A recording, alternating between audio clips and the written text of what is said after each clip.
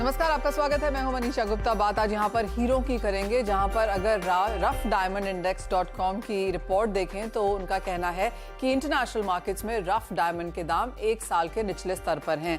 वहीं हमारे देश की बात करें तो हीरो का एक्सपोर्ट और इंपोर्ट दोनों ही नंबर्स में कुछ गिरावट देखने को मिली है। डायमंड इंडस्ट्री सूरत में भी यहां पर वीकर नंबर्स दिखा रही है। कैसे दिखता है ओवरऑल डायमंड बिजनेस आगे जाता हुआ, फेस्टिवल से पहले आप कैसे देखें इस बाजार को, इन सब पर बात करने के लिए हमारे साथ हैं गुजरात जेजेपीसी के प्रेसिडेंट दिनेश नवाडिया, कामत ज्वेलरी के MD Colin Shah and Lakshmi diamond के सीएमडी चेतन मेहता। आप सबका कार्यक्रम में स्वागत है। चेतन, आपसे भी जानना चाहेंगे सबसे पहले तो प्राइसेस पर ही कि पिछला एक साल यहाँ पर प्राइसेस के लिहाज से आप कैसा देखते हैं, और जहां पर अब हम यहाँ पर खड़े हैं आगे जाकर डायमंड के भाव कैसे रह सकते हैं और कौन से फैक्टर्स इनको इम्पैक्ट करेंगे। Good evening Manisha ji. जैसे हम देखेंगे डायमंड के प्राइसेस में, जैसे कोलिन भाई ने बोला कि थोड़ा बहुत रफ में कटौती आई है, लेकिन पॉलिश में प्राइसेस अभी तक कहीं से कम नजर नहीं आ रहे हैं, बिकॉज डोमेस्टिक की मार्केट में डिमांड बहुत ज्यादा है। जब हम लेके बैठे हैं वीएस और वीवीएस क्वालिटी की बहुत ज्यादा डिमांड है मार्केट में, और यहाँ पे जो स्तर पे कटिंग होती है, जहाँ पे अभी वर्कर्स का प्रॉब्लम है, और उस हिसाब से देखेंगे तो प्राइसिंग में कोई इतना बड़ा कोई यहाँ पे कोई फर्क नहीं है। जो एसआई डाउन क्वालिटी है उसमें थोड़ा बहुत 5 से 7% का डिफरेंस हुआ है, लेकिन एक्सपोर्ट की जो क्वालिटी है उसमें भी थोड़ा सा फर्क पड़ा है। लेकिन जो ईएफ वीवीएस या वीएस की जो क्वालिटी है उस प्राइस में कोई ज्यादा फर्क नहीं पड़ा है। हालांकि मार्केट में डिमांड बहुत ज्यादा है और डोमेस्टिक मार्केट में बहुत ज्यादा सेल अच्छी है, अच्छी तरह से डिमांड है, इसलिए प्राइसेस में इतनी कोई कटौती नहीं दिख रही है। चेतन, आप कैसे देखते हैं? और आपको भी, जैसे कोलिन ने कहा कि इंटरनल एंड एक्सटर्नल काफी सारे फोर्सेस हैं जिनको एज अ ज्वेलर आपको एज ऑफ नाउ देखना होगा।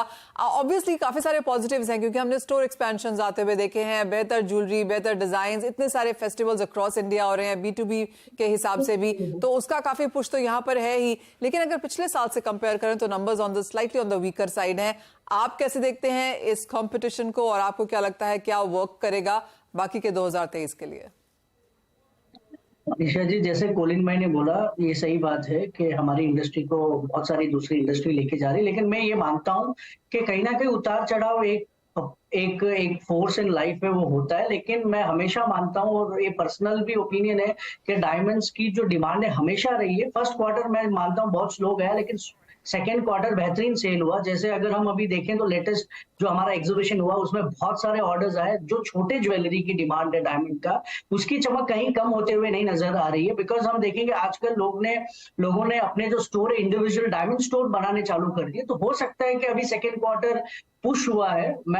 मैं ये मानता हूं कि डायमंड की जो चमक है वो सदाबहार है, हमेशा रहेगी, और ये उतार चढ़ाव तो एक पार्ट ऑफ हमारा बिजनेस से रहेगा। लेकिन हीरे का कोई तोड़ नहीं है, जो वो नेचुरल चमक है वो हमेशा रहेगी। लेकिन ये मेरे हिसाब से लास्ट ईयर से मैं ये पक्का मानता हूं कि जो लास्ट वाला क्वार्टर होगा, लास्ट ईयर से 10 to 15% हमारा जंप ही रहेगा इस साल। ये पॉजिटिव नोट के साथ मैं चल रहा हूँ, बिकॉज मैं देख रहा हूँ काफी सारे स्टोर एक्सपेंशन और काफी सारे ऐसे स्टोर्स इंडिविजुअल ओपन हो रहे हैं जो डायमंड बुटीक बना रहे हैं। हाँ, ये वेरिएशंस आ गए, मैं मानता हूँ कि जैसे जड़ाऊ वेरिएशन आ गया, उसके अंदर फिर कलर स्टोन आ गया, लेकिन जो अपना जो हीरे का जो राउंड ब्रिलियंट का जो चमक है वो कहीं कम नहीं हुआ है। कहीं ना कहीं हो सकता है रफ्तार धीरे है, लेकिन मुझे लगता है रफ्तार धीरे, लेकिन ये ऊंची बड़ी रफ्तार आगे आने वाली, ऐसा मैं मानता हूँ।